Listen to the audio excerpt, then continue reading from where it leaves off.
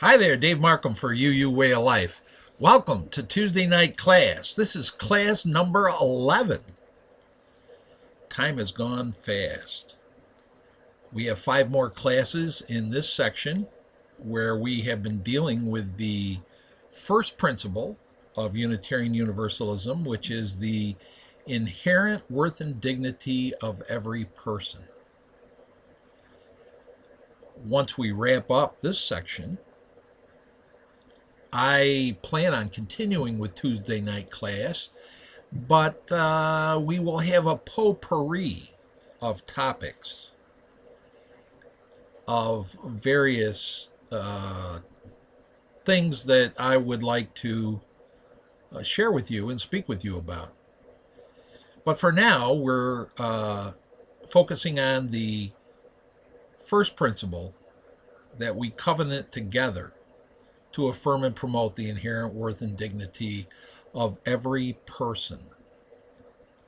Most of our discussions so far have revolved around the issue of what is a person, and is it the roles we play, the various sides of our personality, our ego, or is it the spirit within us? And tonight we're going to talk about undermining the ego's thought system, which can be very painful. As many of you know, if you follow the blog, I also am a student of A Course in Miracles, which teaches a metaphysical psychology based on the idea that there's 2 parts to this experience we call life. First is the holy or the sacred part. We are an extension of God's love for God's creation. But we also, at the time we were delivered from our mother's uterus, became socialized into a society which facilitated the social construction of our sense of self. That social construction is contributed to by many factors, including our language, the interactions that we have with other people, and so forth. It's like we were a brilliant diamond, a sacred light that is separated from the unitive Godhead and become encrusted with all the dirt and rock and slag by our conditioning as human beings. And we think that it's that conditioning, that social construction of a self that's real,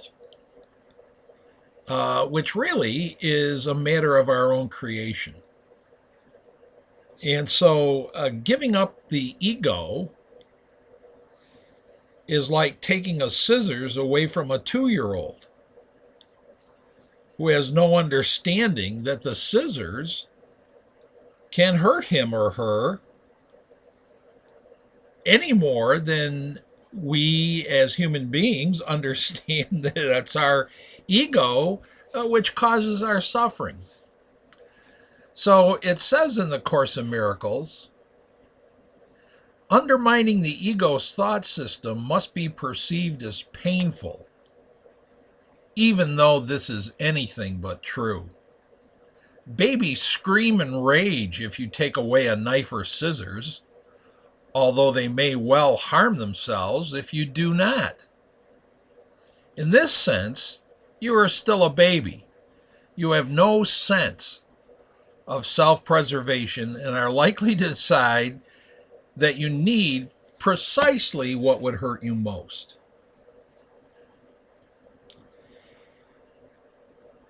In another place in A Course in Miracles, it says that as human beings, we we have a high tolerance for pain. And very often we have a sense of lack, or a sense of scarcity. We're lonely. We have our anxieties and fears. As a psychotherapist, depression and anxiety are the biggest mental health problems in our society, followed by addictions of all sorts, whether it's to alcohol, cigarettes, drugs, sex, gambling, the internet. Sometimes religion can be an addiction, compulsive overeating. And so, as it says in AA, very often we finally hit bottom, or there's a crisis in our life where we finally realize, I just can't do this anymore. There's got to be a better way. And it's at that moment that a spiritual awakening occurs. As it says again in Alcoholics Anonymous, we realize in step one that our life is unmanageable. You know, we've promised ourselves we were going to do this, we were going to do that, that if only this, if only that, then things would get better. And yet they seem to go on in the same dysfunctional, destructive way until finally we have to admit that we can't manage our own lives. Again, in Alcoholics Anonymous, they make a distinction between willfulness and willingness. Willfulness is when I'm still bound and determined I can do it myself. Willingness is when we finally reach out for help and turn our lives over to our higher power, whatever we conceptualize our higher power to be. It's written a little later in the Course of Miracles that salvation is nothing more than right-mindedness, which is not the one-mindedness of the Holy Spirit, but which must be achieved before one-mindedness is restored. Of course, that's a very similar idea in Buddhism that talks about right action, right thought, right-mindedness. And in the Course in Miracles, it says that one-mindedness is the evolutionary trajectory which humanity is moving toward. One-mindedness meaning when we realize that we're one with the all. And with that realization, we achieve cosmic consciousness, and some people call it enlightenment, when we realize that we're just a part of the whole, and that our interests are the same as the interests of all our brothers and sisters in the rest of life. So, what do you think of that idea that most of us still operate like children with our pair of scissors, in the sense that we're very invested in our ego dramas? And our ego drama continues to get us in trouble over and over and over again. And we operate on a scarcity principle that makes us competitive with other people.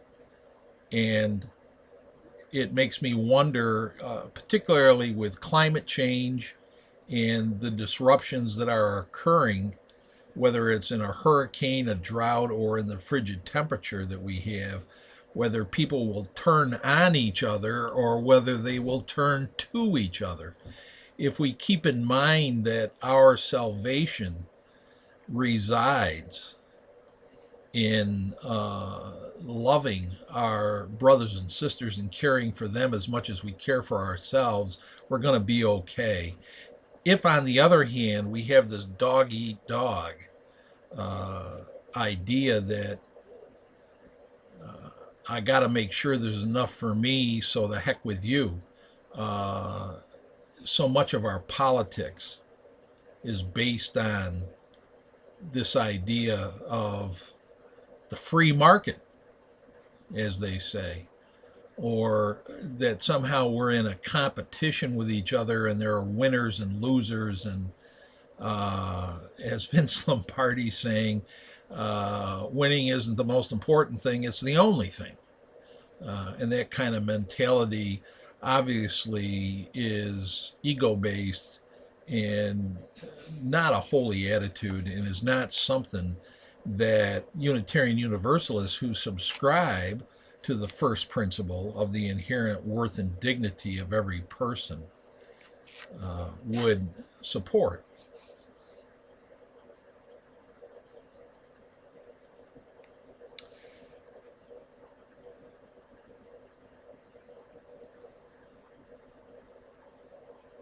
If the ego drama is just that, drama,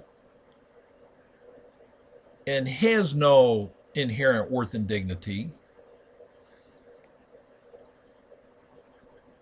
and that awareness leads us to this idea of right-mindedness, which leads us to the idea of one-mindedness, where does that take us? Jesus says we have to love our enemies. And we need to practice nonviolence or non-resistance to evil. Jesus allowed himself to be tortured and crucified to demonstrate this principle that our bodies are not our person. It's our spirit that is our person. The resurrection was when he said, "Father, forgive them, for they know not what they do." And he rose above the bodily killing that was occurring to him. How often are we falsely accused, treated unjustly, discriminated against? It saddens me that in 2015 we have a meme that's been broadcast as a result of Michael Brown and Eric Garner and Tamir Rice, that Black Lives Matter. We really have to turn that into a moral slogan. Yes, we do. I mean, I'm glad we are, but it just strikes me as a demonstration of how impoverished we are as a society, that police and other racist institutions and systems have to be reminded that Black lives matter, Asian minds matter, Asian lives, gay people matter, women matter. As a privileged white male, I've been discriminated against too. We all have been in one way or another, and all our lives matter.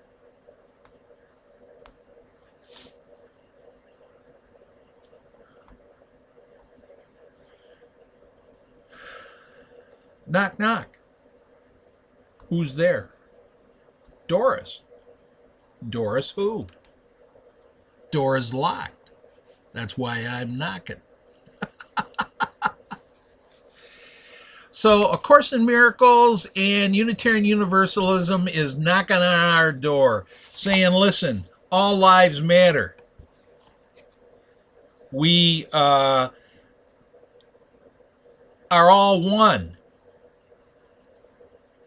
And we need to take care of ourselves and take care of other people and all living things. I know you know that already. I just encourage you to remind yourself of that and remind other people. Thanks for being with me. And I look forward to seeing you next week. I hope you have a good week. God bless you. Good night.